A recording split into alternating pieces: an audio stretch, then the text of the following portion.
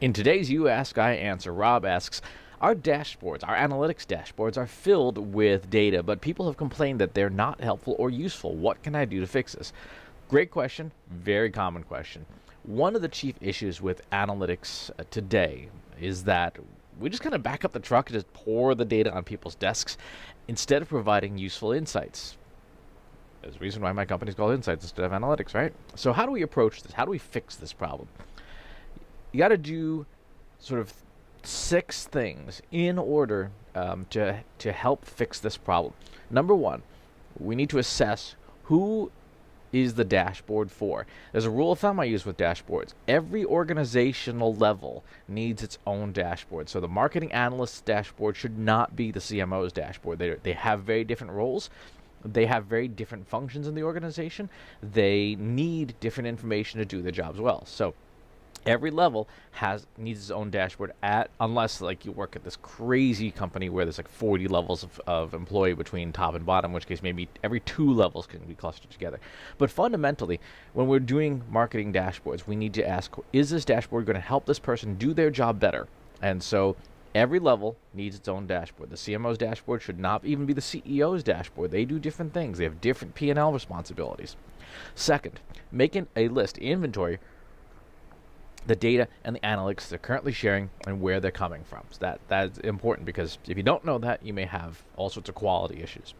Third, from that list, run down every metric on the list that you're currently sharing, that's currently in your dashboard, and ask the question, does this metric help this person do their job better, yes or no? And it really should be very black and white. Is this a helpful metric? Does this help them do their job better? If it does, is it in a format that explains what happened in the clearest way possible?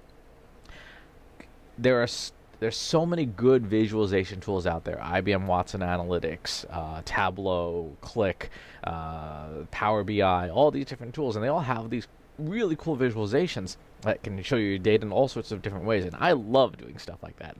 I love, how can I make this chart look like this? But very often I'm an audience of one, right? I'll talk to my CEO and she'll be like, that doesn't make any sense. Can you just put that as a number? Like, all right. So be very clear and ask the person you're making the dashboard for, does this help you do your job better? Is this the easiest way for you to read this information? Sometimes it will be, sometimes it won't be. I worked with one CEO at a client in the past, hated PowerPoint. He wanted 70 pages of written text for his quarterly board review in Word format, because he read it on the plane. He traveled a ton and wanted to read it on a plane instead, and wanted it in that narrative story. And for him, that's what worked best for him. So you've got to be able to talk to the person that you're making the dashboard for and ask them, does this help you do your job better? And is it clear? Number 4 is structuring the dashboard. If in fact you're going to use a standard dashboard / slide format, very, very common format, you want to structure it into 3 buckets or 3 divisions: why, what, and how. The why section answers the question, why are you even looking at this report? And it should contain the most important metrics. So for the CEO, it may have just a very top level number, like a P&L number, a profit number, a revenue number, things like that. For the CMO, it's probably going to be things like your top level marketing and sales numbers. How many sales did we make yesterday? What was our cost per acquisition? And things like that. Stuff that if they only looked at one section of the dashboard, that's the section they want to look at. And they want to have it all in one spot, top of the page, so that they don't have to scroll, they don't have to hunt and peck things. It's all right there. The second section is the what section. What things happened that contributed to those top numbers? So if, say, sales is a key number for you, okay, then in the what section, well, how many leads and opportunities and marketing qualified leads and sales qualified leads, whatever it is your organization uses, that feed into that sales number, that goes in the second tier. If you're an e-commerce company, how many shopping carts did you fill? How many were abandoned, and things like that, and so on and so forth. And then the third level is the how metrics, and these are metrics that if your stakeholder looks at the Y number and goes, oh, that's really bad. And they look at the contributing numbers and go, wow, something happened there. Well, how did that happen? Okay, shopping cart abandonment was up 44%. How did that happen? And that should be data that goes into the what number. So it's if it's shopping cart abandonment, like we said, well, how did the abandonments go up?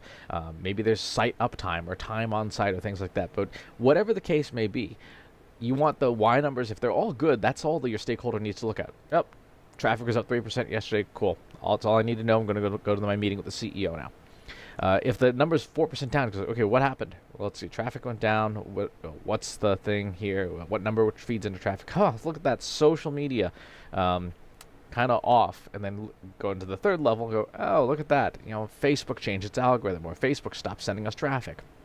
So having your dashboard structured, why, what, how. Most important things that feed most important, things that explain the things that feed most important is the way to structure a dashboard intelligently that gives everybody what they want and answers the questions in order. So that if everything's good, there are no questions, great. The top layer just answers that. If everything's really not good, you have 2 layers of explanation that help you explain what's going on.